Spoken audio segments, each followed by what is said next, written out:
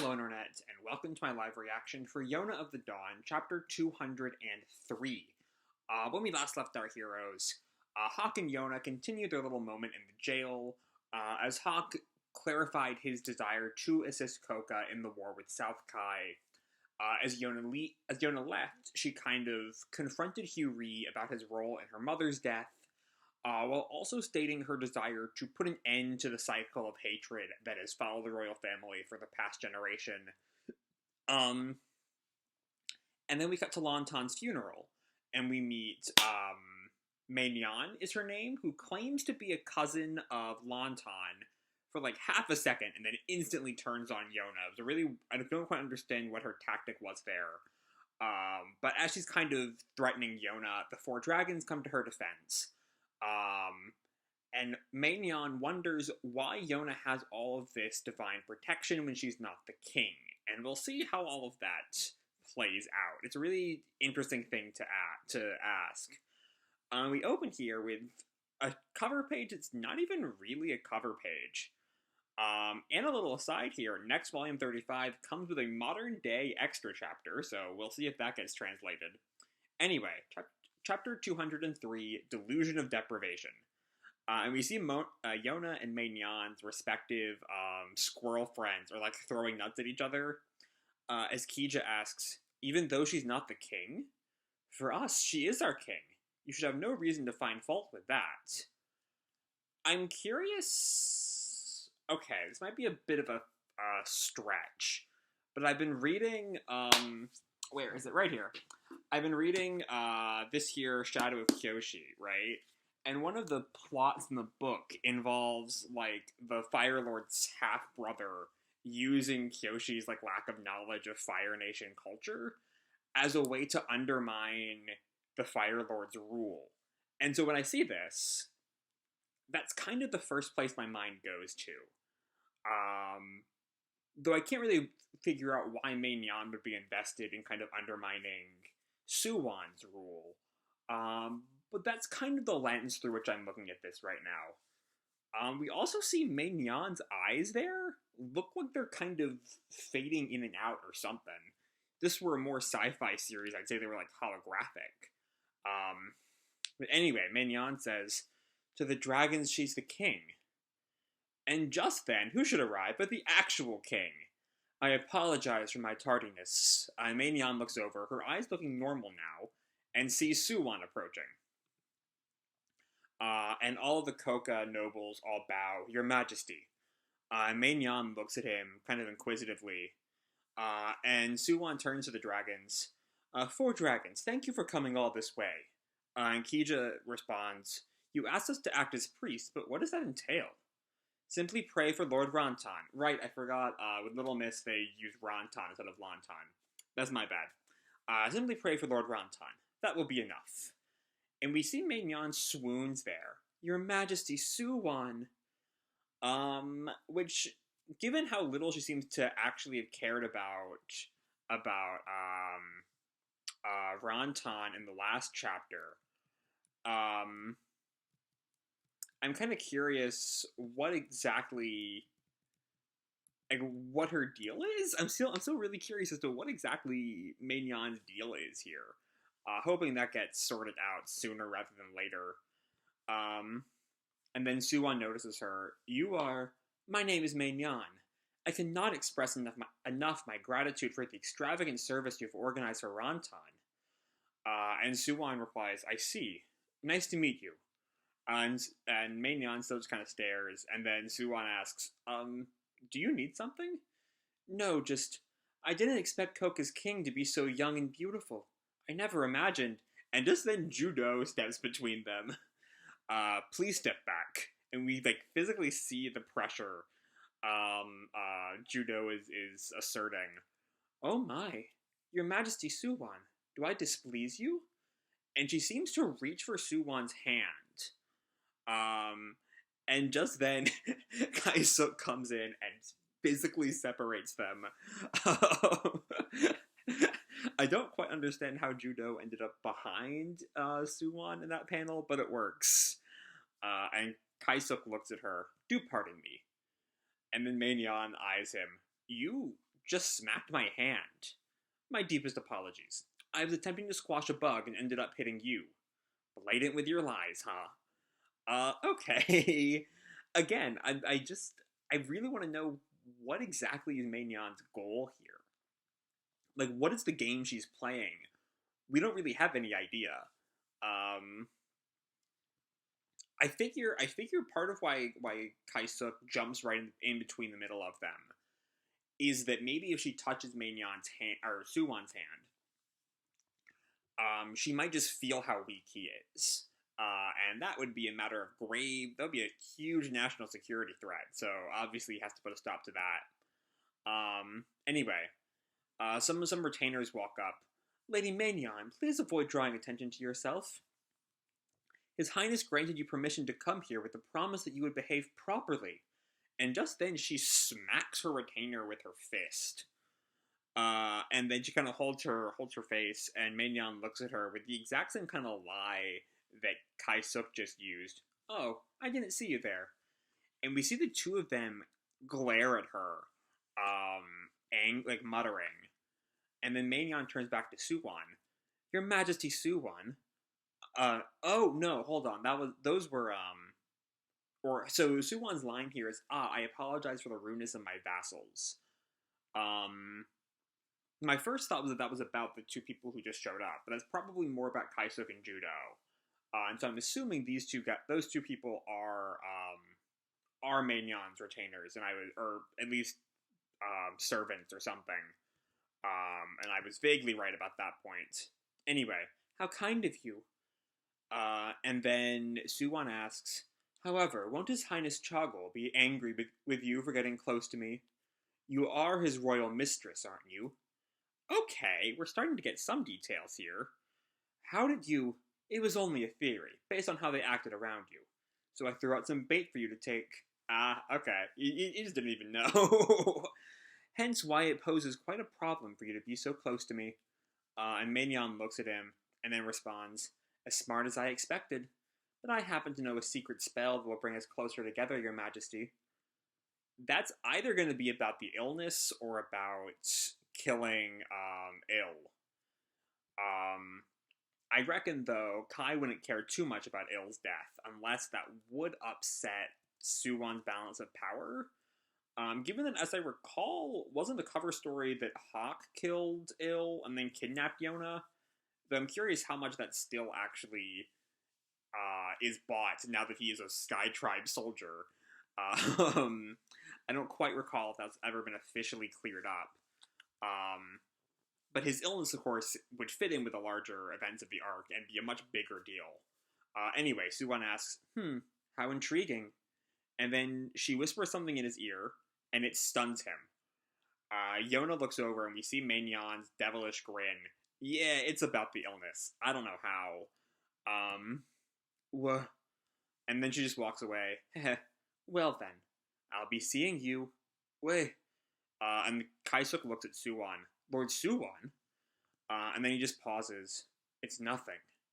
But we see it's very clearly not nothing, and he can only stare as Mei-Nyan just walks away. And then we cut back to Mei-Nyan, alone now, her little squirrel friend chewing on a grape. Oh my, that was fun. And then some of her servants come in. It's troubling to find you in such a playful mood. This is an enemy nation. Yes, yes. Soo-Won will definitely seek my company soon. Oh? Here we see the lead dignitary. Okay. Who, I think, no, he has not spoken in this scene yet. I thought he might have been the guy who said that it's troubling to find you in such a playful mood line, but no, that was someone else. Anyway, the lead dignitary. Well now, you do work quickly. Now that you've seen the dragons, how about thinking about how to beat them when we go to war? And then I think this was one of the people who came up to Manion earlier. I don't see why that would be up to us, given there's no possibility of us being on the battlefield. Well, it would be amusing to join as leader, commanding a legion of troops. Oh yes, you know I've had an interest in tactics since I was just a boy. Hold on. Whose line is that? Because the head dignitary says, even so, Lady Mei-Nyan, You are not a general anymore. Anymore. Okay. So she was a general at one point. I don't think that had an interest in tactics since I was just a boy line as Mei-Nyan. Especially because if it were, we would see the little speech bubble arrow pointing to her, and there's just no bubble, and we see her with a silent speech bubble. I'm assuming it's one of those two the one who was talking earlier. But either way, Mei-Nyan was a general, which is definitely new information. You finally become the royal consort and been allowed your fun. It would suit you better to live in leisure at Yukio Castle. You're much more talented at being His Highness's partner. Okay. So I'm curious. This line here, you finally become the royal consort. The story I'm kind of getting here is that she was a general. Probably given the I haven't quite touched on this for her yet, but given the era the series is roughly set in, probably faced a great deal of sexism on the way, and then eventually, for reasons we don't know, became the royal consort. And so Longbeard's line about you're much more talented is very much a jab at her gender, I'm guessing? Maybe? We'll see. Anyway, the Longbeard man leads, well, we shall take our leave. And as he closes the door, Mei-Nyan throws the apple at the door, which I think is kind of lends itself to my theory, but we'll see. And we see Mei-Nyan angry for the first time. Incompetent whelps. And as she kind of glares after them, the squirrel looks at her kind of confused, and then Mei-Nyan just kind of collapses, like falls asleep. We see this kind of smoke in, so it might be a drug, maybe? Who knows? But then we cut to Kai-suk. His Majesty Soo-Won is calling for you. And it's Mei-Nyan now. Which is what her plan was earlier. It might just be she fell asleep herself and then we cut to later. But she's clearly not been woken up there. She's already standing. It's been some time later. Anyway, then we see Yona. And then someone asks, is something the matter, princess? Look, and it's Kija and Jaeha, who are there, and they're watching Kai-suk and Mei-Nyan. The woman from yesterday and Kai-suk. I think he's taking her to see Soo-Won. I'm curious. After she whispered something in his ear yesterday, Soo-Won looked a little shaken. That's unusual. And Jaeha looks at her. Want to go see? And then Yona looks at him, but I only just received permission to meet you all here. It'll be fine. We see all of the dragons are already on Jaeha's back. It'll be fine as long as we leave from the window. Even if they do find us, it's not like they'll injure us at this point.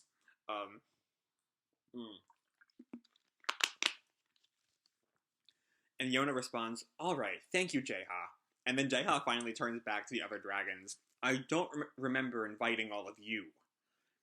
Then we change scenes to another part of the palace, where Soo-Won, Kai-suk, and Mei-Nyan all are. And Soo-Won says, thank you for bringing her. If you would excuse us? Yes, sir. And just then, just Yona and Jaeha this time, not the other dragons, but they land, they hide in the bushes, and they watch the scene. And then Manion starts, just the two of us in this beautiful garden. You put so much thought into meeting me? Yes, I felt I had to see you again. How passionate. Even though I belong to His Highness, is that all right with you? And then Soo-Won pauses for a moment before continuing. What you said to me yesterday. And we see what she said. The scarlet disease has taken quite the toll on you, I see. So yeah, there we go. It's about the disease. The thing I just kind of remembered is that when the meeting with the Kai dignitaries started back in I think 199, looking at the title list, is that the Kai dignitaries made some allusion to Kai having its own Crimson Dragon myth, and they tried to use that as a way to lay claim to the dragons. Is that how she knows? Like, is that part of the myth? But the disease wasn't really a part of the myth. It was just something that the actual clan knew. and it was generally not common knowledge, as I recall.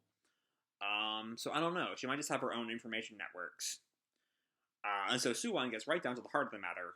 How do you know about the scarlet disease? And we see Yona and Jaeha shocked, now that they know what's going on. And we see Mei-Nyan's little devilish grin. How? Because I have it too. Okay. That is not at all where I thought this was going. And we see one of her eyes is doing that same little weird, it looks more like a ripple in a pond effect. And the way her hand kind of is like revealing the eye, it makes it seem like that little effect is a part of the disease? Maybe? But either way, that's a big deal that that there's a branch of the Crimson Dragon's clan in Kai. I think that kind of lends credence to Longbeard's statement about the dragons having Kai origins, or at the very least, that Kai has a claim to them. And Yona thinks she has the scarlet disease. And Soo-Won responds, "You can't be a descendant of King Hiryuu." "Yes. In other words, your relative. It's not like it's impossible. There's still a clan living in Kudo, isn't there? But as someone of that bloodline, how could you become His Highness Chogol's royal mistress? Wasn't it forbidden for anyone to leave the clan?" "Apparently. I was born in Kai, so that's just what I've heard. I had no choice but to live as a citizen of South Kai. Even after leaving, my father was proud of his blood. I also believed I had the divine protection of the dragons, that I was special for carrying King Hiryuu's blood. I really did." Okay, so I'm curious. I kind of want to go back and see her initial reaction to the dragons, with this frame of she grew up believing she had their protection, and now the actual dragons are standing in front of her, against her. A lot to think about. But for how special we all are, my brother and my father both died in agony, and next it's my turn. When I heard you'd become king, I was happy. A person of my blood has returned to his rightful place in the castle. But then I heard all about it. Rumors on the wind, you could say. That a girl with red hair had appeared with the dragons on the battlefield. So maybe she sees herself as a direct opponent to Yona, which would, given how Yona knows she doesn't really give a damn about Rantan, would explain her animosity to her. If Yona is the symbol for everything that's gone wrong with the Crimson Dragon clan, then maybe. I did want to see the dragons. I was looking forward to it. But what the hell? A red-haired girl? You're the king, right? Why aren't the dragons yours? So taking back everything I said about her undermining Soo-Won, she is distinctly in the pro-Soo-Won camp. My head hurts. She grabs her head now. My head hurts every day, throbbing in agony. Even though all of us die young, some nobody princess gets everything we have a right to. How is that fair? And Soo-Won cuts her off. So then, what is it that you want to do? I want the dragons. If the Thunder Beast also belongs to her, then I want him too. If you'll give those to me, I'll help you get the Kai Empire. I have all the information you need to win. Oh, so now we see a choice for Soo-Won. Does he build on all of the militarism he's propped up in his reign, or does he value Yona?